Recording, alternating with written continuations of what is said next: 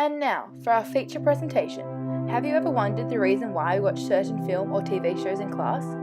Was it because your teacher was lazy and could slack off? Or is there a more complex reasoning behind it? Well, today is your lucky day, as we will tackle the question, in what context is the use of films and television shows effective in a high school environment? It's showtime.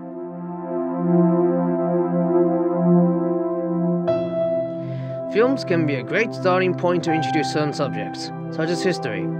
According to Marx and Stoddard, films portraying historical events gives visual impact, which is a fundamental aspect in bringing them to life. They also provide an improved format in understanding the subject compared to traditional texts and linking with students' lives in the process. Additionally, historical films display empathy, which convey strong and emotional stories that become more proactive and interesting for the viewers. In fact, according to a survey consisting of 84 teachers, 75% of teachers use a portion from Hollywood films either every day or a few times a week, with a staggering 169 feature films being viewed. Of these, 3 notable key films are discussed for their visual portrayal, them being Forrest Gump's Vietnam scene illustrating the condition of soldiers, and Far and Away and Gangs of New York, displaying of immigration experience in the New York harbor. While there may be some incredibly helpful and effective uses of watching popular films and television shows in the classroom, often they are used merely to kill time. For example, I think many of us remember watching movies instead of doing sport on rainy days.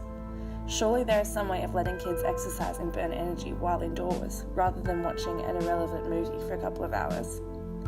In addition to that, does anyone remember watching those really old, outdated documentaries in either science or PDHPE? Yeah, those ones with the subpar actor narrating while walking through a park or something similar. I don't know about any of you, but that didn't help me learn the content because it was just so boring.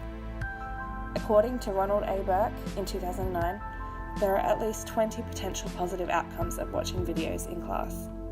Most of these are based on grabbing the students' attention and focusing them, creating interest. Those kind of old-fashioned shows do not do this, so their use is completely ineffective.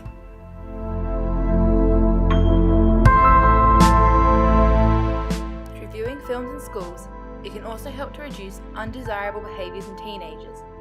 Evans and his associates found through their study that watching films that discourage smoking in a high school environment lowered the chances of students smoking or intending to smoke. They studied 23 different high schools over a 3-year period, with students from 7th to 9th grade as the participants. This suggests that films could also be used to reduce other unwanted behaviours such as underage drinking, drug use, and bullying. Films like Cyberbully, A Girl Like Her, or Mean Girls show the negative consequences of bullying. Teachers could show these films in PDHP classes or on welfare days and employ them as what Evan calls a social psychological strategy to help reduce these behaviours. Evans and his associates also suggest that showing films to teach high school students about these issues can be more effective than simply teaching them facts, as they are able to see and visualize the consequences of their actions. Additionally, these films, along with films like Silver Linings Playbook and To the Bone, open discussions about mental health, reduce the stigma, and help to normalize the issue, which is very important so that students know that it is okay to ask for help if needed and know that they are not alone.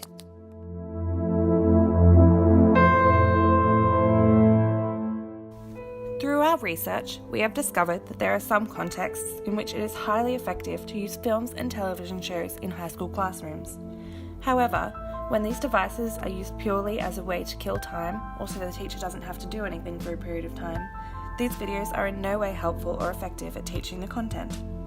Using films and TV shows can be used to reduce anxiety about scary topics like bullying and underage drinking, but can also help generate interest about some topics which could be considered boring. When this means of teaching is used in the correct context, they can be very effective.